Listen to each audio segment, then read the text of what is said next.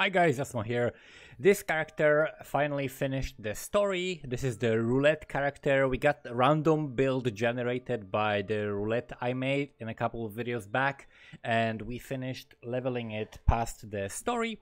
So now I'm gonna basically do like a little update and talk about how I want to make the character work, what we're gonna be using, and how we're gonna be starting to get into the maps. So the character is now level 66. I did a little bit of delve after finishing the story, but not much, just hit like a couple of levels. We're using Lionized Vision. This is a great chest for Herald of Agony if you want to use it as your main skill, if you're going to use it in your chest, if you want to make a build that relies on it. And the Roulette kind of Path of Exile build Roulette thing is like, the rule is you want to make it your main build, right? Whatever comes out of that, you make it your main skill. In this case, this is the Herald of Agony.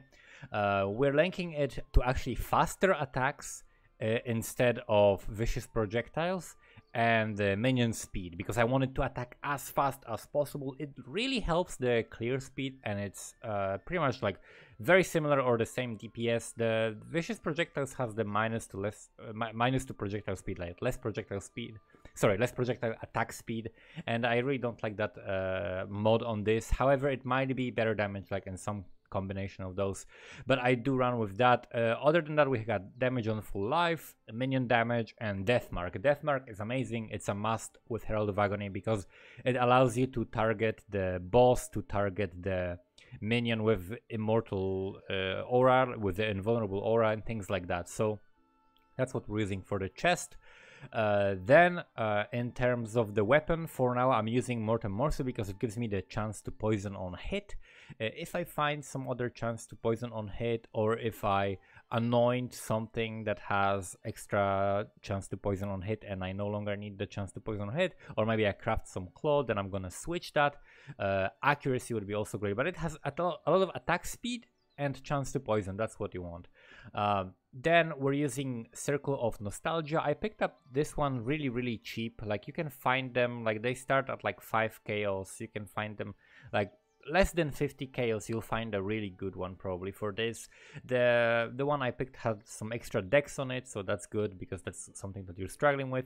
And you probably want Herald of Agony has reduced mana reservation if you're still using Precision and War Banner, because if you look at my accuracy without those, that's only 88% chance to hit, which really hurts us. 99% chance to hit is where you want to be for like the maximum stacks of poison, maximum healing, and maximum benefit from everything that, like, while you're attacking, poison and all of that good stuff, right? On hit damage also, it adds up, like your DPS also adds up because you clear quite a lot of minions even without Herald hitting them yet at this stage. So that's why accuracy is important. And once we get some accuracy on our gear and we're able to drop these additional auras, then we're gonna be only having this one aura, and we'll probably have to switch our Circle of Nostalgia because we will no longer care about the reduced mana reservation. So we'll probably get like chaos damage or increased buff effect of Herald of Agony, which will give us extra chance to poison. And we will put Lone Messenger in one of those small jewel sockets. Lone Messenger gives you only ability to have one Herald and no auras, but it buffs it by like insane amount. So the Herald of Agony is gonna be so much stronger with that. We're also running these mediums with Pure Agony and Disciples. Disciples gives me 30% slower decay of virulence, so that's 60% together, and then together 40% increased damage from minions. And also Pure Agony gives me maximum virulence, which also helps a lot to like get the burst damage like sometimes. But you need both, right? This you only get the +2 maximum virulence if you already have the Disciples, right?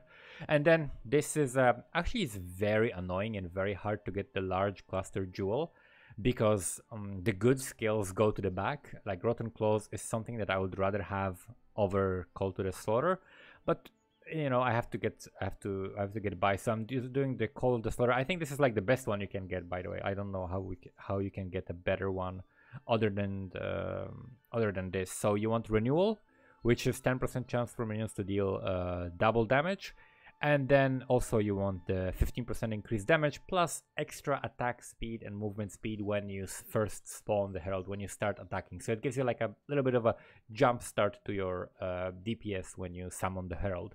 It definitely helps a little bit. So that's what we're using for jewels. This one is going to be probably like life and maybe block.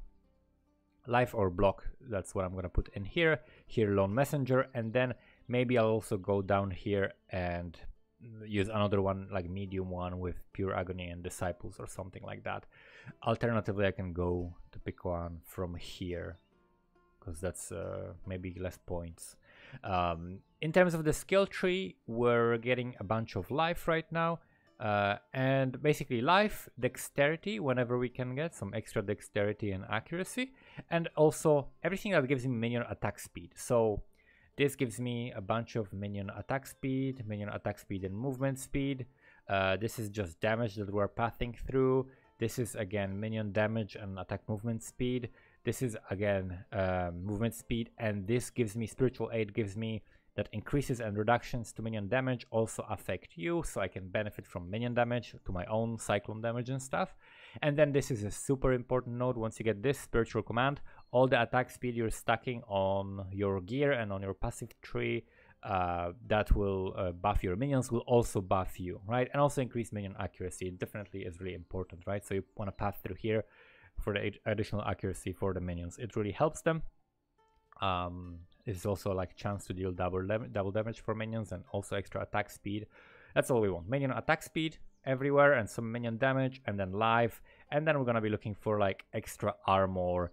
Maybe we'll go here, maybe we'll path to here to Soul of Steel for the extra max to elemental resistances and physical damage reduction. We'll see, like, yeah, could go like somewhere here. We'll see. Something like that. Extra life is what we're gonna be picking up from the tree. In terms of the gear, the things that I haven't touched upon are Victorious Charity. This is an you can equip it at level 50 something. This is very good because it gives frenzy charges and power charges to your minions. Herald of Agony Crawler gets the frenzy charges, and it makes him attack much faster because minions benefit way more from the frenzy charges and power charges and even endurance charges than players. So it's super important.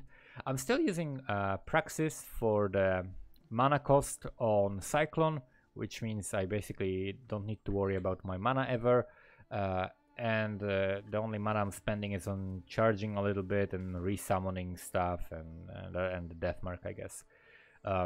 We are using minion speed, meat shield, culling strike with summon holy relic. So summon holy relic is doing a bunch of damage while we're spinning and also giving us the culling strike. I could do something like curse on hit projectile weakness. That could be potentially really good. So because I'm not relying that much on my holy relic in terms of the damage, he still deals very respectable damage, but I could do curse on hit projectile weakness here. So maybe that's what I'll do, and that will buff my Herald of Agony a bunch, like the damage from the projectiles will be higher. I'm using Cyclone with Fortify and Lesser Poison. Once I figure out a better way to get a chance to poison, then I'll be able to drop it and have cast while channeling and offering. We have a choice of offerings between bone, flesh, and spirit. So the spirit offering gives me resistances, which we don't care about that, and like the extra physical damage as scales damage. It's decent, but it's not the best thing. This gives me movement speed and attack speed. This would be pretty good to like just zoom through the maps very quickly, but this is like the best one. The additional chance to block, attack, and spell damage, and basically you also recover where is this? Recover life when you block, right? So recovering a little bit of life when you block, and this is level 1. I should start leveling this, actually, this one and this one. So I need to start leveling them because that will give me additional chance to block and life recovery on block, which I'm gonna definitely go for some extra block on this. My gear are just some rare items that I had from previous characters. These 3 rare items are just life and resists, and they happen to have a lot of chaos res, which is why I'm almost at a capped chaos res, but that's definitely not something you necessarily need. And then we also got a bunch of dexterity. I need more dexterity on an amulet, but I still didn't bother making a good one. In terms of flask, we're going super basic.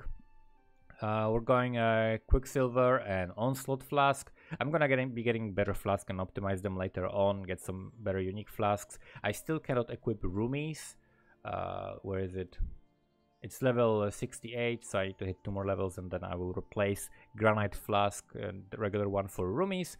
Also, another thing I want to get is Val Molten Shell, because I'm gonna be stacking a bunch of armor. As you can see, I already have 4,000 armor. I'm gonna have a bunch more. Like, if I use this flask, I'm going to 13,000 armor, which is quite a lot, and that's without any armor scaling from the tree, pretty much.